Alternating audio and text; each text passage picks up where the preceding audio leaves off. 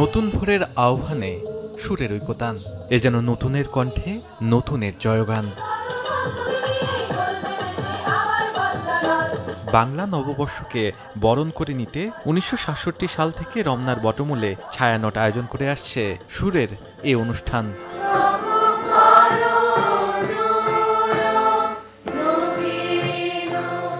এবারও সেই ধারাবাহিকতায় চলছে শেষ মুহূর্তের সুর, তাল ও লয়ের প্রস্তুতি। নববর্ষের দিন ভোরের প্রথম আলো ছুতেই ভৈরবীর আগে রাগালাপের মধ্য দিয়ে শুরু হবে ছায়ানটের ১৪৩২ বঙ্গাব্দ বরণের আয়োজন। এবারের শিল্পীদের মধ্যে তরুণরাই বেশি। বান্ডেল থাকলে প্রতি সেনমানিতে টাকা বাঁচবে। বিকাশ সেনমানি বান্ডেল কিনে জিতুন প্রতি লেনদেনে।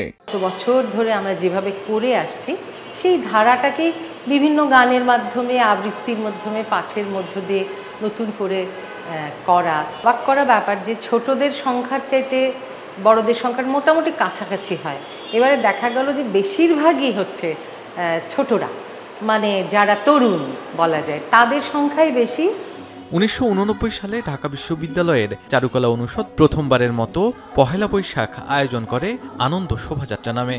৯০-এর স্বৈরাচার আন্দোলনের প্রেক্ষাপটে এটি পরিচিতি পায় মঙ্গল শোভাযাত্রা নামে। সময়ের ধারায় এই উৎসব আজ বাঙালির প্রাণের উৎসব, রংরূপ আর বৈচিত্র্যে হয়ে উঠেছে আরও সমৃদ্ধ। এবার চারুকলা অনুষদ ফিরেছে সেই শিকড়ে, ফিরে দেখছে শুরুর দিনগুলোকে। তাই মঙ্গল শোভাযাত্রা সেই পুরনো নাম মেখেছে। এবারের নাম বর্ষবরণ আনন্দ শোভাযাত্রা। বিগত সময়ে ফ্যাসিবাদের আগ্রাসনে এসব আয়োজন থেকে বাদ পড়েছে অনেক ধর্ম ও জাতির মানুষ। তাই এবারের প্রতিপাদ্য ঠিক করা হয়েছে নববর্ষের ঐকতান, ফ্যাসিবাদের অবসান। ইনক্লুসিভ বৈশাখ হবে এবারের আয়োজনে, কাউকে বাদ দেওয়া হবে না জানিয়েছেন সংশ্লিষ্টরা। ইসলাম বাদ দিতে বাংলাদেশ বানাতে পারবো।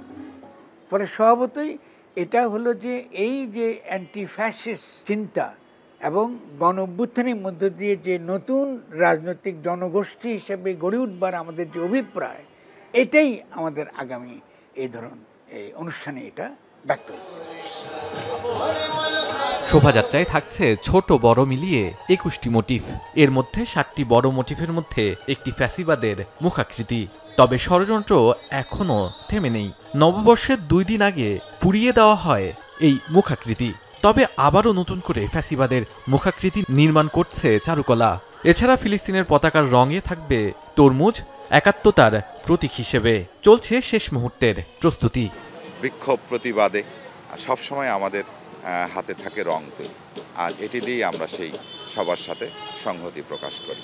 এগুলো শেষ হয়ে যাবে ঠিক বৈশাখের আগের দিন রাত্রিতে।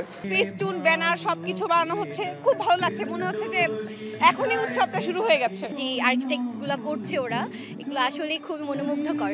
গোটা আয়োজন সাজানো হয়েছে নতুন আলোয়। থাকছে দেশের সব ধর্ম, বর্ণ ও জাতির মানুষ। বাঙালি ছাড়াও ২৭টি জাতির মানুষ অংশ নেবে এই শোভাযাত্রায়।